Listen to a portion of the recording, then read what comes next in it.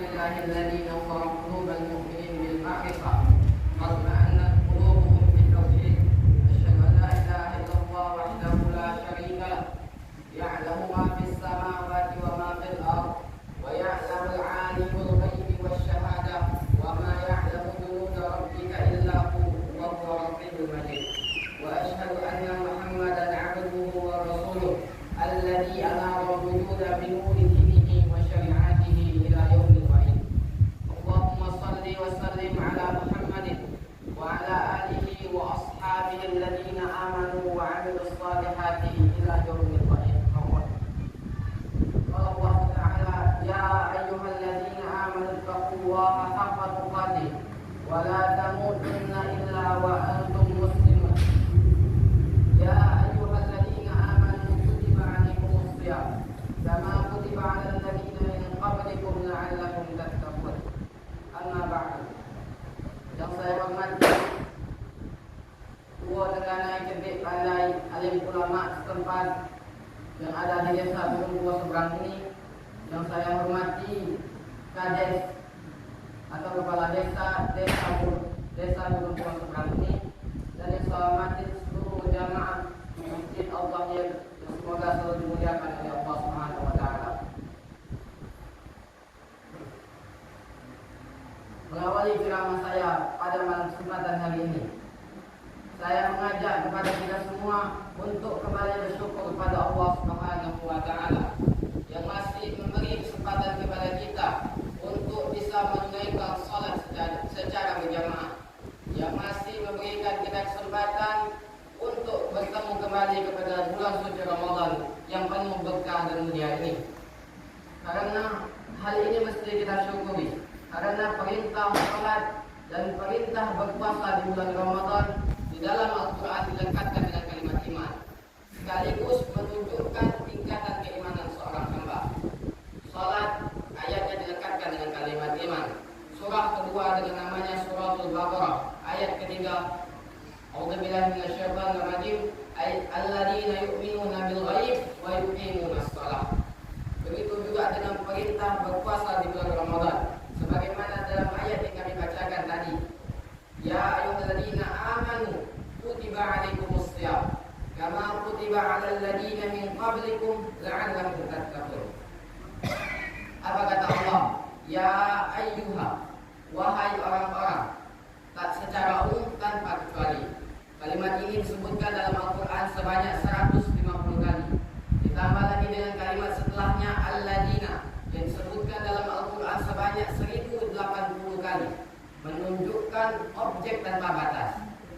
Besarkah, kecilkah, tua, muda, orang Arab dan non-Arab, Eropa, Asia, amanu, yang mengaku beriman, kata Allah, yang mengaku beriman kepadaku, yang mengaku beriman kepada hari akhir. Seolah-olah Allah ingin mengatakan kepada kita, hei semua orang yang mengaku beriman, tanpa kecuali, kutiba alaikumus shiyam, aku tetapkan, aku wajibkan kepada kalian berpuasa di bulan Ramadan. Perhatikan jemaah sekalian, Allah menggunakan kalimat as-shiyam, bukan as-shaum. Padahal keduanya ini memiliki arti menahan atau berpuasa. Kalimat as-shaum ini disebutkan dalam Al-Quran hanya sekali. Quran surat ke-19 ayat ke-26, ketika Allah memerintahkan Ibunda Maryam untuk tidak berbicara. Allah menggunakan kalimat as-shaum, menahan, berpuasa. Padahal ketika itu Ibunda Maryam diberi makan, diberi minum, namun hanya diperintahkan tidak berbicara. Namun kalimat as-shiyam ini disebutkan dalam Al-Quran sebanyak 9 kali. Dia umum, namun maknanya memang menekannya. Seolah-olah tak cukup kamu untuk makan minum, tak cukup kamu untuk menahan makan, tak cukup kamu untuk menahan syahwat pada siang hari. Namun kamu tidak meninggalkan perbuatan keji, namun kamu tidak meninggalkan perbuatan transaksi riba, namun kamu tidak meninggalkan hal-hal yang Allah haramkan kepada diri kamu. Lalu dilanjutkan dengan ayat setelahnya, kama kutiba alal ladzina min qablikum, sebagaimana pula itu aku wajibkan kepada orang-orang sebelum kalian, la'allakum tattaqun, agar kalian menjadi orang-orang Dalam tulis tafsir dikatakan, apabila suatu informasi yang berisi suatu perintah atau sebuah larangan atau bahkan sekadar informasi saja, namun diawali dengan kalimat iman, maka informasi disampaikan sekaligus menunjukkan tingkat keimanan seorang hamba. Dan puasa perintahnya dibuka dengan kalimat iman, maka puasa memberi kesan tingkat keimanan seorang hamba. Apabila puasanya baik, maka baik pula ibadah-ibadah yang lain yang ada di dalamnya. Apabila puasanya buruk, maka buruk pula lah hal-hal lain yang ada di dalamnya.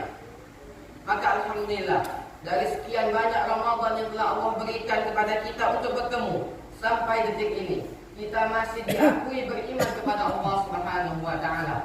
Sampai detik ini Allah masih memberikan kesempatan kepada kita untuk bertemu di bulan Ramadan pada tahun ini. Karena tidak setiap hamba yang Allah pertemukan pada bulan puasa tahun kemarin bertemu pula dengan bulan puasa pada tahun ini. Atau bahkan Allah mempertemukan mereka kepada bulan puasa, namun Allah tidak melekatkan keimanan kepada diri mereka.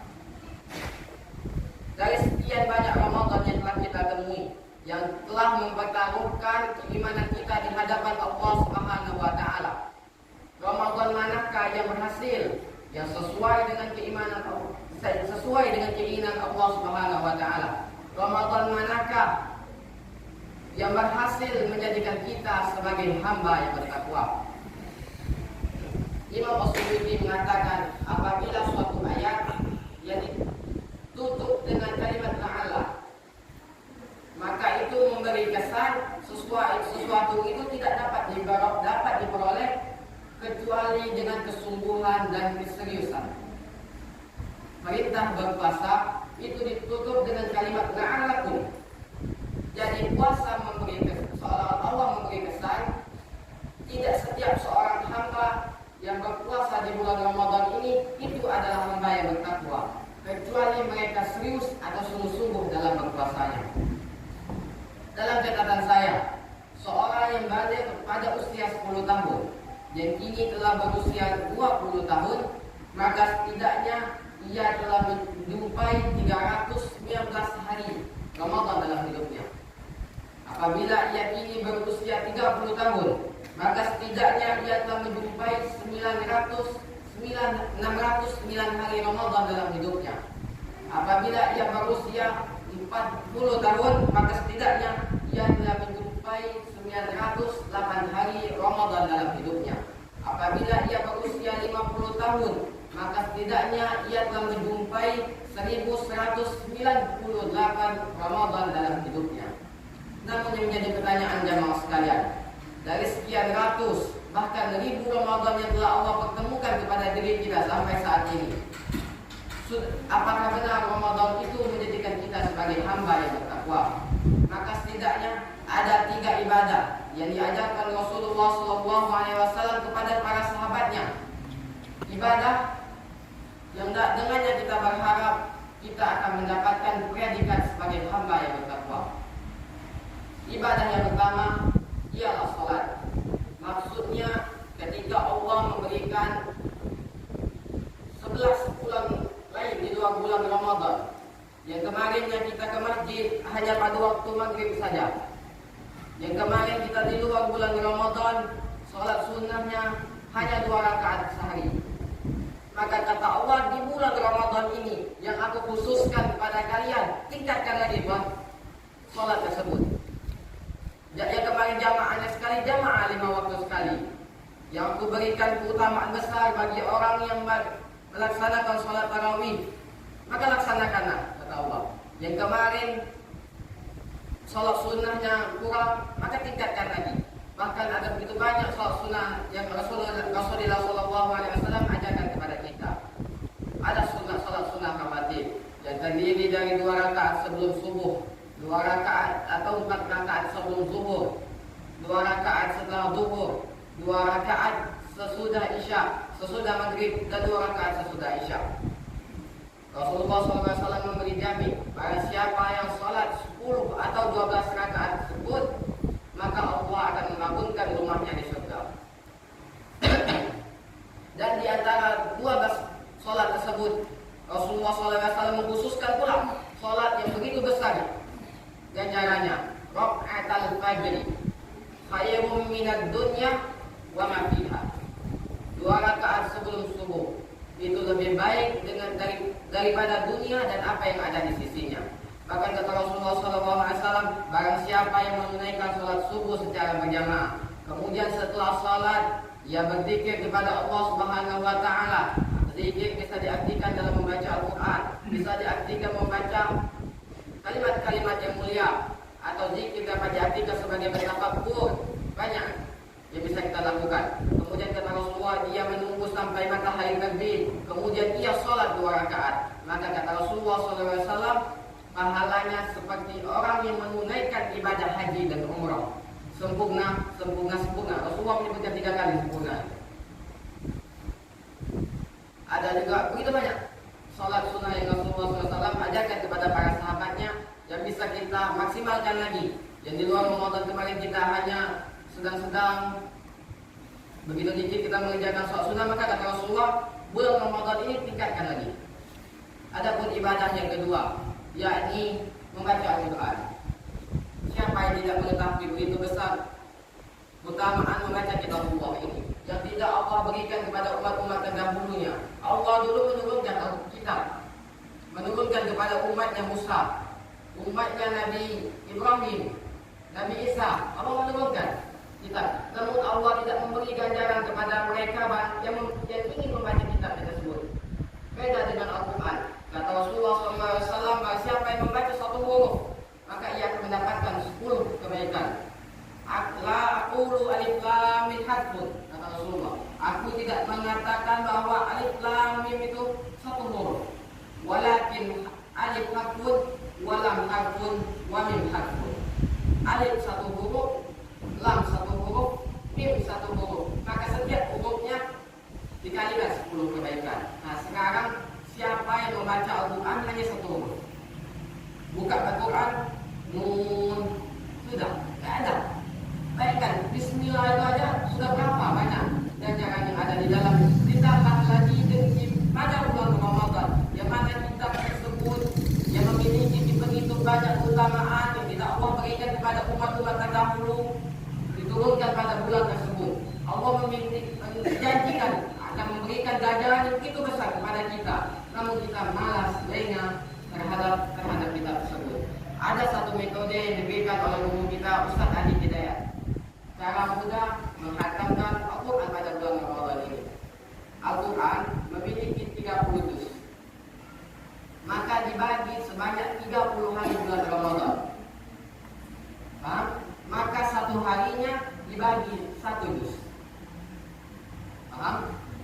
Satu juz dalam Al-Quran memiliki 20 halaman setengah atau 10 lembar seperempat. Dibagi lagi dengan waktu qabla dan ba'da salat, yakni dibagi 5 waktu salat. 20 halaman tadi dibagi 5 waktu salat, maka setiap salat membaca 4 halaman. 20 bagi 5 salat, maka 4 halaman. Dibagi qabla dan ba'da, maka setidaknya sebelum salat kita membaca 1 lembar, sesudah salat kita membaca 1 lembar.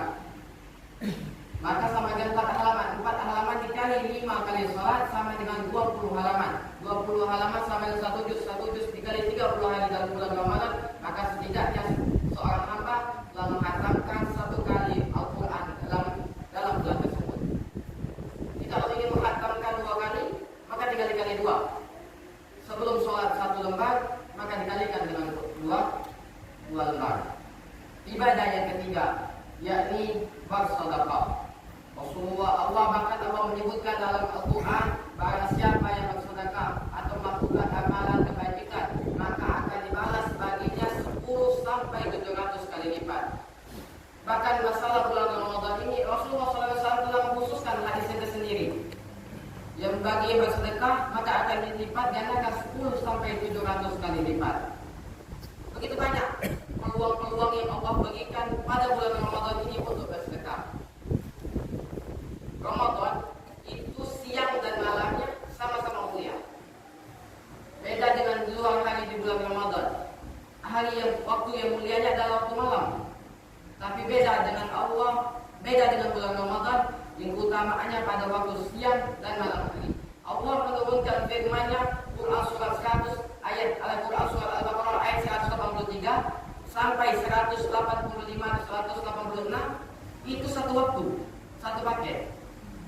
Utamaannya siang dan malam. Jadi bukan ada orang puasa pada bulan Ramadan malamnya tidak tarawih, itu tidak bisa. Karena ayat perintah mengerjakan ibadah bulan puasa itu satu paket, siang dan malam. Nah, sedekah ini berarti umum waktunya. Ketika kami melakukan safari Ramadan pada tahun ini, kami melihat beraneka macam tradisi adat yang ada di suatu tempat.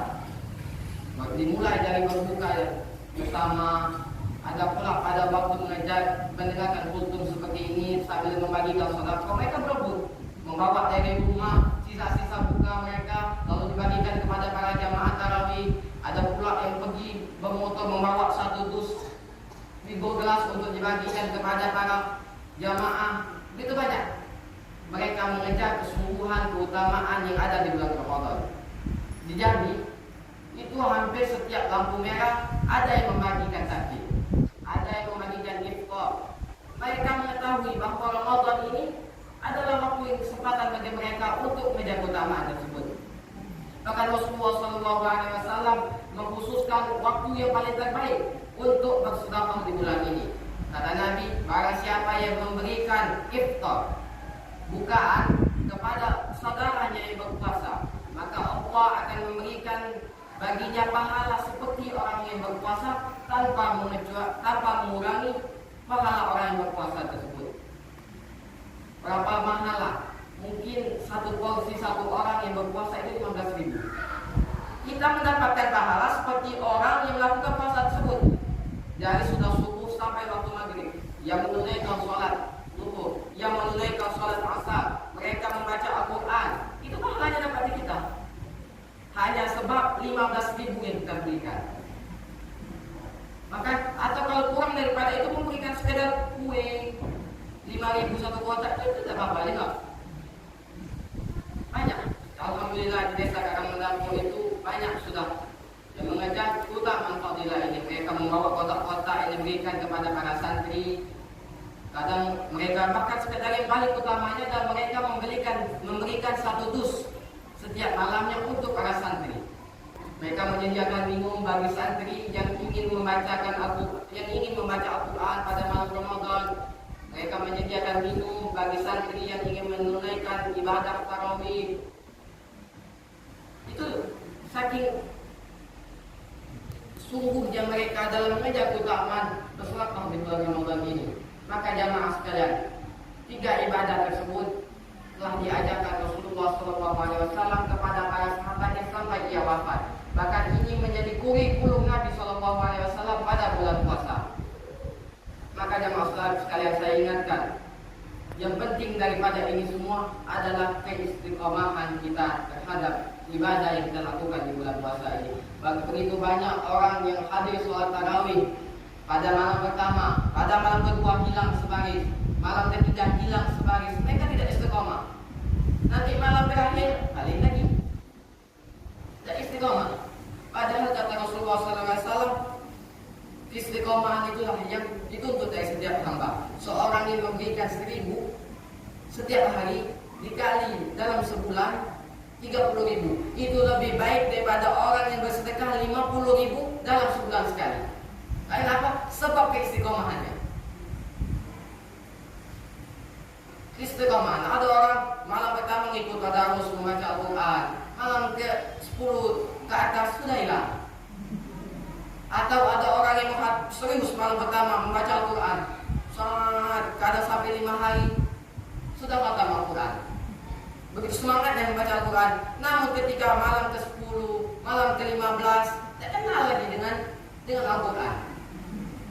Seolah-olah ketika diingat kapan terakhir aku membuka Quran, 10 hari yang lalu, 20 hari yang lalu, Ramadan tahun kemarin lalu yang kita ada Tuhan. Kalau ditengok WhatsApp-nya, off-nya 10 menit yang lalu, baru saja 20 menit yang lalu, 1 jam yang lalu, dilihat Facebook-nya 1 jam yang lalu, off-nya Quran Ramadan tahun kemarin. Malu ya kita sebagai orang yang mengaku beriman kepada Allah Subhanahu wa taala. Maka jemaah sekalian, mungkin inilah yang dapat kami sampaikan pada kesempatan malam hari ini. Semoga apa yang saya sampaikan menjadi wasilah untuk menjadi seorang hamba yang bertakwa di bulan Ramadan.